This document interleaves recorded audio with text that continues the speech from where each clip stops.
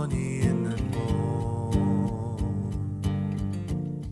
내가 있기 원하는 아인슈타인 한 말 중에서 이런 말이 있습니다. 중요한 것은 질문을 멈추지 않는 것이다. 혹시 들어보셨나요? 가장 중요한 것은 결코 질문을 멈추지 않는 것이다. 굳이 알버트 아인슈타인이 이 말을 해서가 아니라 질문이 정말 중요한 것 같습니다. 때로는 정답보다도 더 중요합니다. 우리는 어릴 때부터 정답을 찾는 것에만 익숙하고 그것만 무조건 좋아하는데 질문이 충분히 이렇게 숙성되기 전에 답을 알게 되면 그 가치가 없는 것 같습니다. 사람들 사이에 어떤 문제가 있었을 때 어떤 사람이 즉시 정답을 말해 주어도 그게 정말 정답인지 오히려 또 다른 갈등과 또 분란들이 일어나는 것들을 봅니다.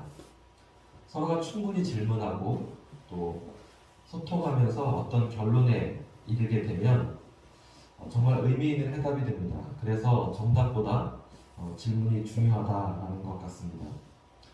우리는 우리의 삶의 그 모든 영역에서도 질문을 멈추지 말아야 합니다. 나에게도 끊임없이 스스로 질문하고 옆에 있는 사람에게도 무관심하게 있는 것이 아니라 끊임없이 질문하고 무엇보다 중요한 것은 하나님께 질문을 멈추지 않는 것입니다. 우리 부모들은 자녀를 학교에 보내면 학교 가서 선생님 말씀 잘 듣고 와 라고 말하지만 유대인들은 그런다고 하죠. 오늘은 선생님께 뭘 물어봤니? 뭘 질문했니? 어릴 때부터 질문하는 습관이 이렇게 생기게 합니다. 지난 2010년 서울에서 G20 정상회담이 있었습니다. 이 행사의 폐막식에 오바마 대통령이 한국의 기자들에게 질문할 기회를 준 거 혹시 아시나요? 특별히 한국의 기자들에게 질문할 기회를 주었습니다. 그런데 한국의 기자들이 아무도 질문하지 않는 겁니다. 30초 동안. 굉장히 긴 시간이죠. 30초 동안. 다른 나라 기자들은 서로 손을 들고 계속 물으려고 하는데 한국의 기자들은 받아 적으려고만 하고 뭘 말하지? 쓰려고만 하는 씁쓸한 모습을 보았습니다. DTS라고 말하는 제자 훈련에 가게 되면 첫 시간부터 끊임없이 질문하는 것들을 가르쳐 줍니다. 우선 그 100만 글짜리 질문이라고 하는데 이런 질문을 알려줍니다. 하나님, 왜 이런 일이 벌어지는 거죠? 하나님 제게 가르치시려고 하는 것이 무엇이죠? 이 질문을 항상 묻게 해줍니다. 우리 교회에도 DTS를 마치신 분들이 여러 분 계시는데 요즘 이 질문을 잘하고 계신지 모르겠습니다. 하나님, 제게 가르치시려는 것이 무엇입니까? 하나님, 제게 가르치시려는 것이 무엇입니까? 우리가 이렇게 묻지 않는다는 것은 배우지 않는다는 뜻이고 성숙해지거나 발전하지 않는다는 뜻이죠. 가끔 제일 안타까운 분들은 이런 분들입니다. 목사님 그냥 두세요. 저 이렇게 살다 죽을래요. 정말 안타까운 태도죠. 결코 변하거나 성숙하거나 이런 모습을 봅니다. 그대로 놔둬 이런 사람은 정말 어려운 것들을 봅니다. 우리는 끊임없이 나 자신에게 물어야 되고 옆 사람에게도 물어야 되고 무엇보다도 하나님께 질문하는 것을 멈추지 말아야 합니다. 오늘 본문 말씀 한 주간 여러분 묵상하시면서 여러분들 어떤 질문을 하셨고 하나님 앞에 어떤 말씀을 들었는지 모르겠습니다. 오늘 본문에 보면 예수님 제자들에게 이렇게 말씀하십니다. 새 계명을 너희에게 주노니 서로 사랑하라. 내가 너희를 사랑한 것 같이 너희도 서로 사랑하라. 이 말씀이 제자들에게 마지막으로 하시는 말씀입니다. 살아생전의 유언처럼 제자들에게 마지막으로 하시는 말씀입니다. 물론 예수님께서 십자가에서 가상실험을 말씀하시고 승천하시면서 또 제자들에게 당부하신 말씀들이 있었지만 그럼 어떻게 보면 살아계실 때 마지막으로 제자들에게 하신 말씀은 너희가 서로 사랑하라 라는 말씀이었습니다. 예수님이 제자들에게 너희가 성경 공부 열심히 해야 돼. 너희가 기도 정말 많이 해야 된다 라고 하지 않으셨습니다. 너희가 죄를 지으면 안 돼. 결코 양심을 저버리는 일을 해서는 안 돼. 착하게 살아야 돼. 그러지도 않았습니다. 단합을 강조하지 않았습니다. 내가 이제 떠나갈 거거든. 너희끼리 한 팀이야. 너희가 서로 감싸주고 서로 보호해주고 지켜주는 거야. 누가 허물이 있어도 너희들이 보호해줘야지. 이렇게 말씀하지도 않으셨습니다. 예수님이 지금 우리들에게 어떤 말씀하실까요? 열심히 전도해야지. 물론 전도해야죠. 그러나 사랑이 없으면 천사의 말을 할지라도 우리는 뺑다리가 된다 말씀하셨습니다. 사랑이 중요하다, 제일이다 라고 하셨습니다.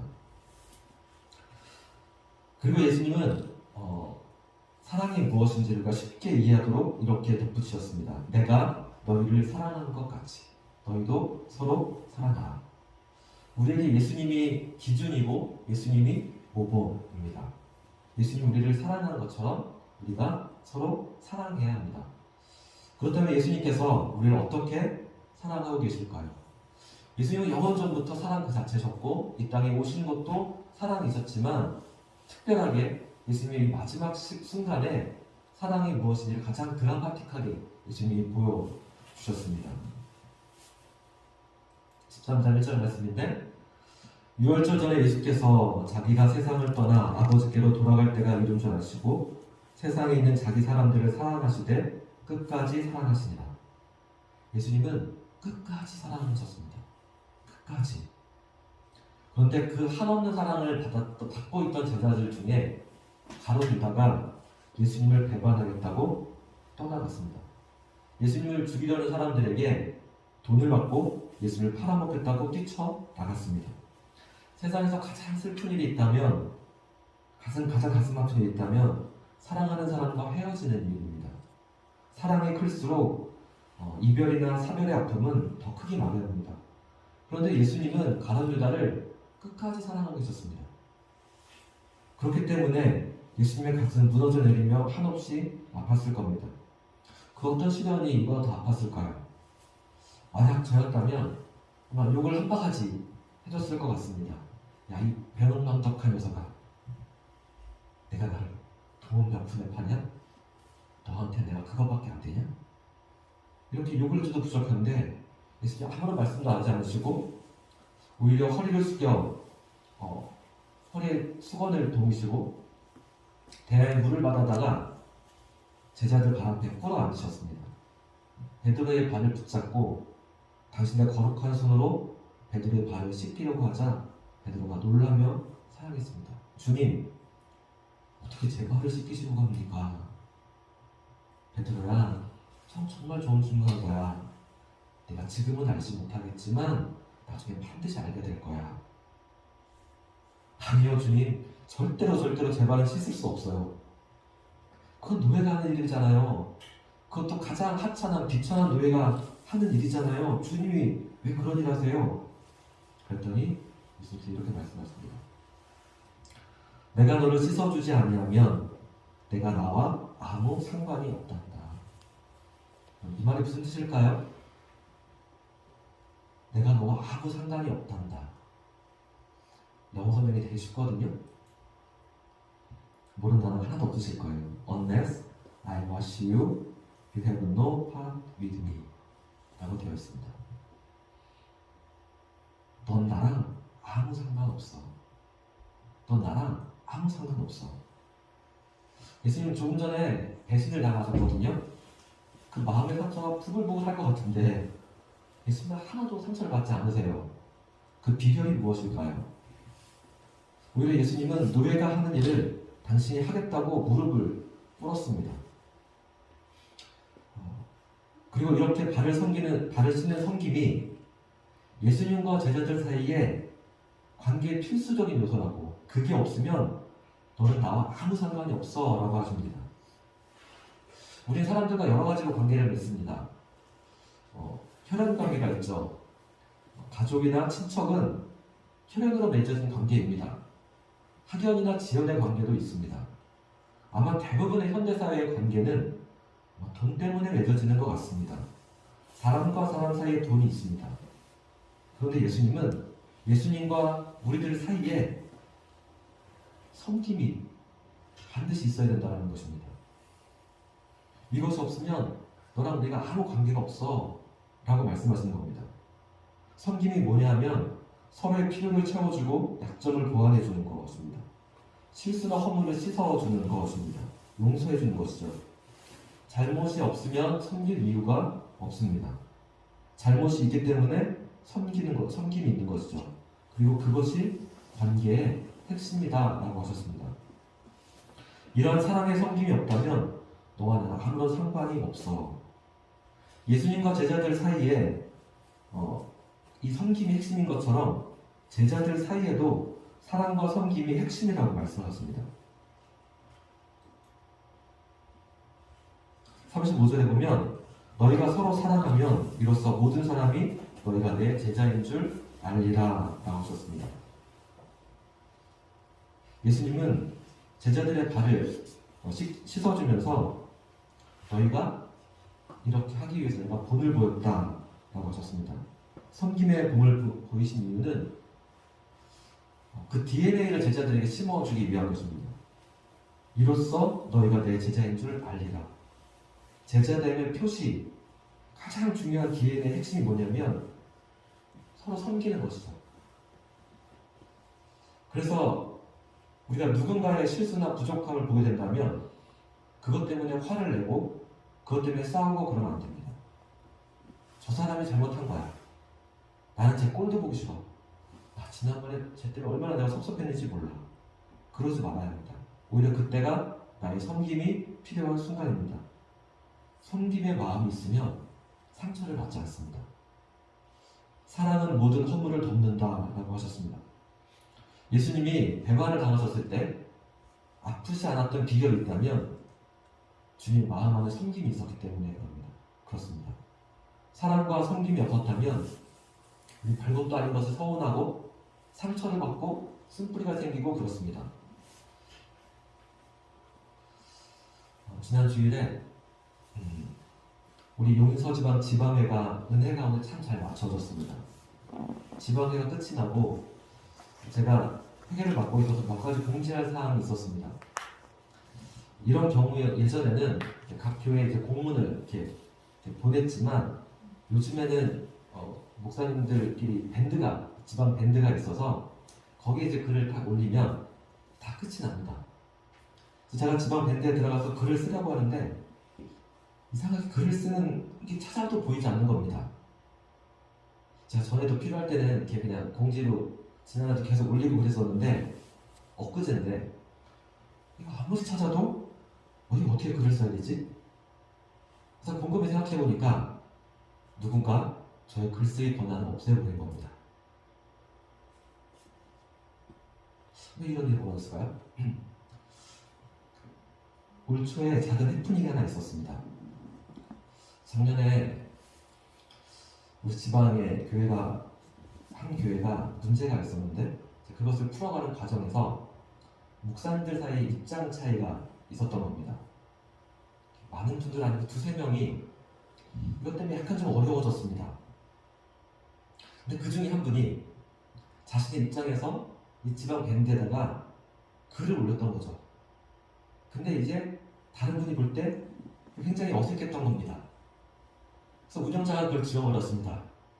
그랬더니 그 올린 분이 기분이 좋았을 리가 없죠. 그래가지고 그분이 또 뭔가 또 올린 겁니다. 그것 때문에 아주 평화로웠던 우리 지방 밴드가 어려워진 거죠. 글쓰기 권한을 다 지워버린 겁니다. 운영자인 지방 서기만 글을 쓰고 운영하겠다라고 바뀌어버린 겁니다. 제가 그걸 확인하고 제가 써야 될 내용을 지방 목사님께 카톡으로 보내드리고 서기 목사님이 제가 그걸 올리고 이런 번거로운 일들이 있었던 겁니다. 지난주에 이 일을 경험하면서 왜 이런 일이 벌어지지? 예수님이 우리에게 심어준 DNA는 서로 사랑하라는 것입니다. 내가 너희를 사랑하는 것처럼 너희도 서로 사랑해라. 너희가 서로 사랑할 때 너희가 내 제자임을 알겠다 라고 말씀하셨습니다. 그런데 우리가 정말 사랑하고 있는가? 그렇다고 목사님들이 막 이렇게 심하게 어렵고 그런 건 아닙니다. 그냥 단지 서로 표현하고 말하지 않는 것 뿐입니다. 근데 그게 더 가슴 아픈 거죠. 분명히 그분은 원래 그런 분이야. 이게 시간이 가서 이렇게 쌓이는 거죠. 그래도 편하게 인사도 하고 아는 척도 하고 그럽니다. 그런데 서로 사랑하고 있는가? 그건 아니죠.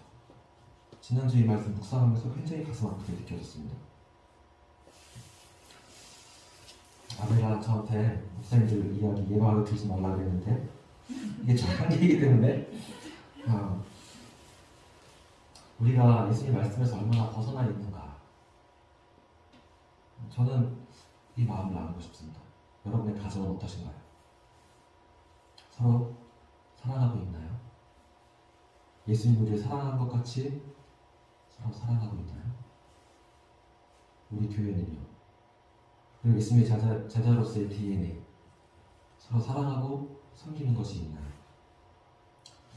코로나가 길어지면서 지난번에 어떤 분이 이렇게 푸념하는 이야기를 몇 들었습니다. 코로나 때문에 2년 동안 친구를 못 만나고 있어. 진짜 같이 술도 마시고 이야기도 하고 그런 친구를 하나도 못 만나니까 뭔지 모르겠네. 한 두어 달 참으면 되겠지 했는데 2년 넘게 이러고 있다고 말이야.